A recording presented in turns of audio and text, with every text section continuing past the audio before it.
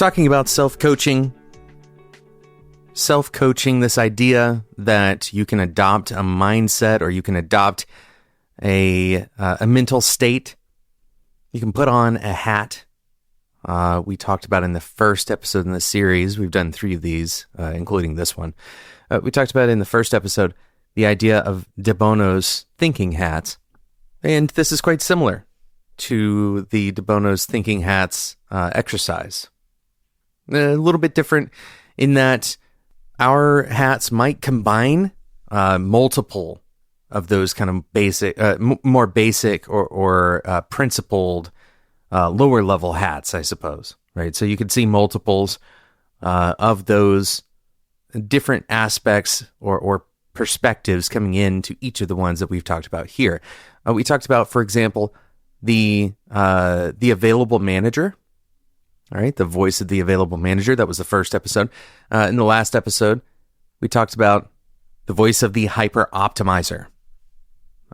These combine a lot of different perspectives into a persona that you can take and use to try to give yourself insight. And the idea is not that you actually adopt these permanently or that you try to act like any one of these, but instead you use these as a backdrop for your self-discussion, your journaling, however you reflect. You use these voices as a way to prompt yourself, right? This is the idea of self-coaching. So in today's episode, I'm going to introduce you to a voice called the shoulder Socrates. Yes, I did make this up, but it's not an incredibly unique concept. But hopefully you can remember shoulder Socrates a little bit easier than just remembering the concept itself. And the idea is that any statement that you make, any argument that you make, any assertion or position that you take, they all can be questioned. All of these positions, all of the information, all of the requests that you bring, all of this can be questioned. And we're going to use this particular voice to do that. Now, it might sound like this is going to be a negative voice, like it's somebody who is standing by your side telling you to prove everything, or somehow antagonistic. And that's actually not the case. And we're going to talk about why right after we talk about today's sponsor.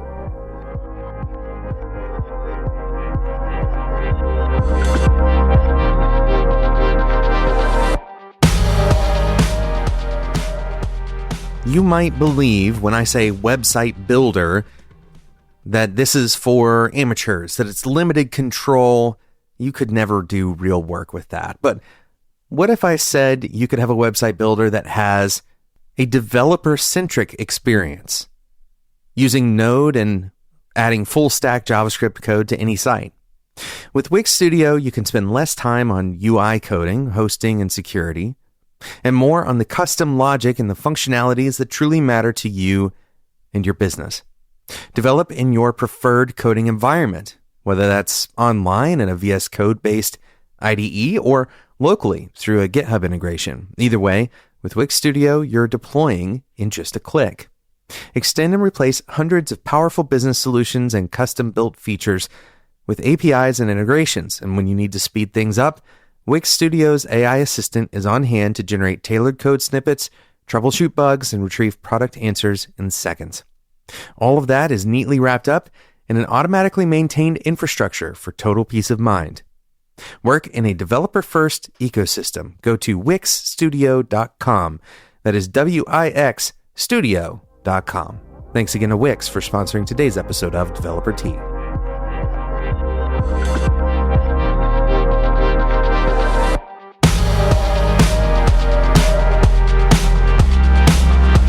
The basis for this persona, this coaching persona, the basis for it is the concept of a counterfactual. I debated calling this the counterfactual persona, but it's not as catchy as the shoulder Socrates. The name comes from, by the way, the idea of the Socratic method, which was primarily based on asking questions in order to enlighten other people. and teach them. So how does this work? Well, really, in your self-talk, try to write down whatever assertions or claims are the basis of what you're saying. So let's say, for example, that you're struggling to feel like your contributions are valuable. The shoulder Socrates might ask the question, well, what constitutes a valuable contribution? And you may go down the road of answering this question and eventually getting to the crossroads where you're identifying what's missing in your mind. So maybe a valuable contribution. Let's say that you just became a brand new manager. This is a very common situation. A manager tends to feel like they're not really sure if the work they're doing is valuable. And so they'll try to define what valuable really means.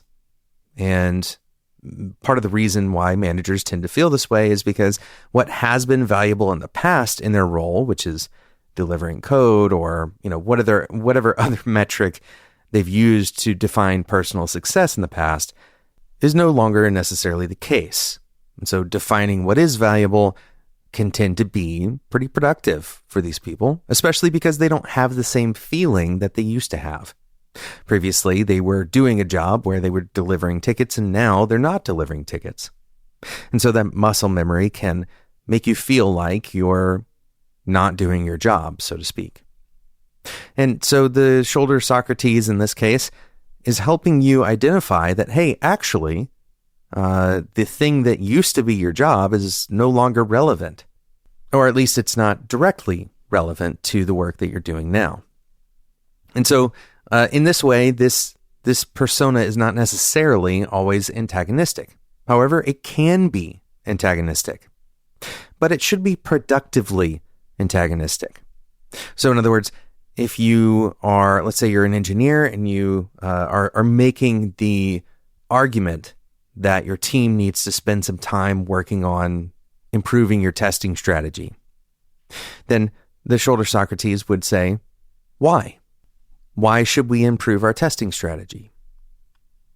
Now, interestingly, what you're doing by engaging in this questioning or counterfactual method is you're testing the content of your own ideas. So the question here is why. It's not necessarily a counterfactual, but you may provide your why, right? So you might say, our code coverage is, lower than we think is necessary. And we believe that, improving coverage is going to, increase our reliability as we continue making changes in the future. Now, the counterfactual might look something like, well, we're not seeing production fall apart. We're not actually having a negative business impact yet from not having these tests. So you're asking to improve something that is already good enough. Can you tell me why we should improve something that's already meeting a necessary threshold when we have other priorities to spend our time on? And so these are questions that you probably would be asked anyway. The good thing here is that in this self-coaching process, you're asking yourself questions that your leaders or executives or your teammates might ask you anyway. And so you are preparing for those questions. You're kind of litigating your own beliefs up front before you present them to other people. So it helps in providing the argumentation or in kind of asserting an opinion. It may actually change your opinion as well. You may actually find yourself realizing that, actually my assertion here, when I actually test it or when I try to prove that I'm wrong, I actually can prove that I'm wrong. And so I'm not really sure why I'm holding this particular opinion or belief. And it's much easier. This is a critical point. It's much easier for you to do that self-reflection and change your opinion through your own processing than it is for you to change your opinion because someone else is pushing on you to do so. I want you to really kind of focus in on that particular reality. The psychological reality that we live in. It's very difficult for us to change our opinion because someone else has provided a counterfactual.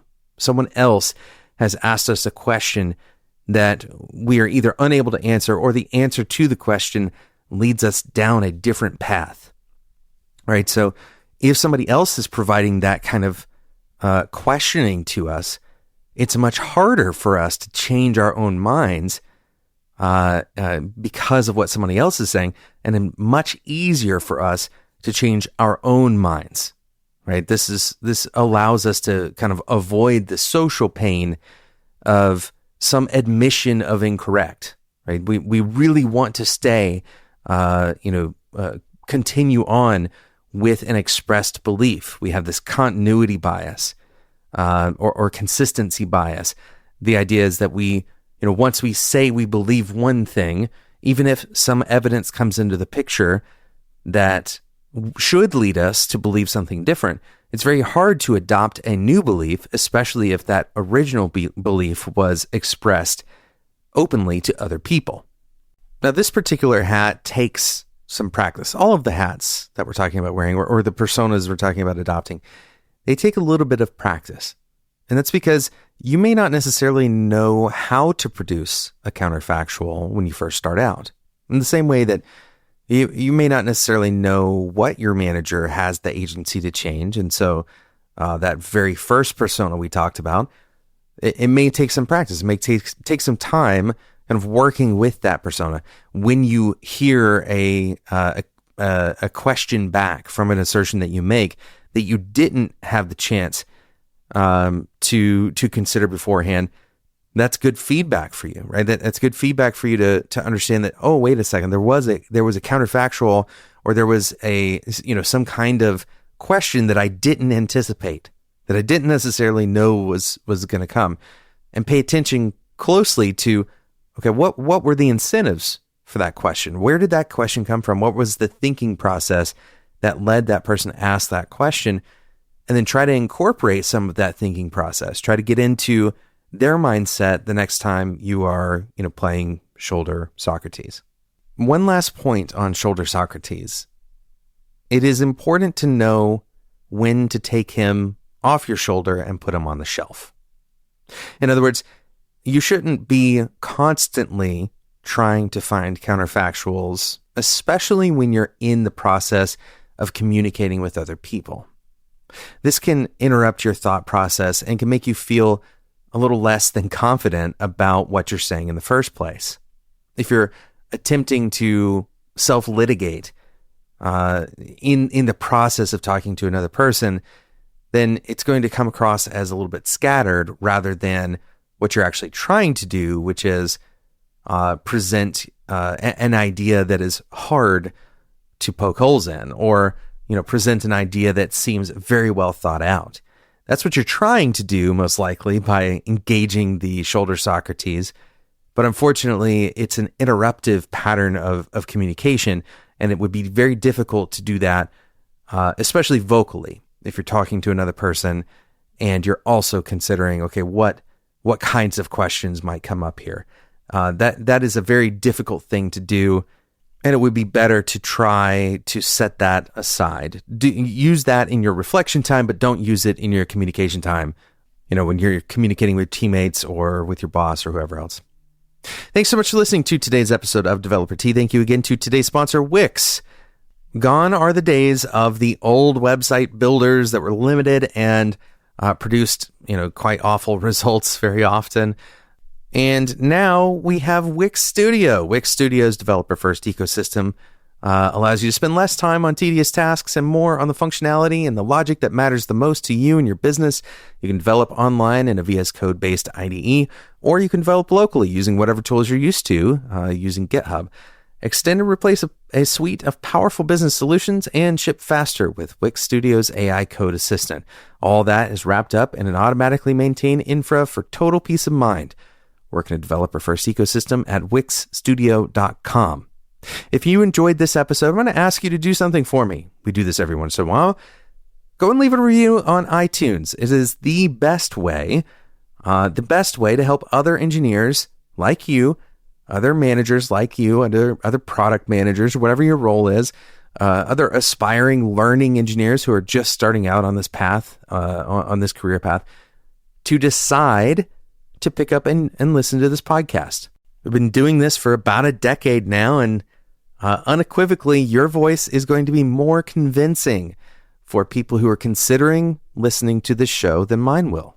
So my deal with you is, if you found this episode or any other episode of Developer Tea, which we have over 1,200 of them, totally free, if you found any value in those episodes, then provide back what you think is commensurate value in a review. I really want the honest truth in those reviews, and it's very helpful to help other people decide whether this show is right for them to pick up and put in their subscriptions. Thanks so much for listening, and until next time, enjoy your tea.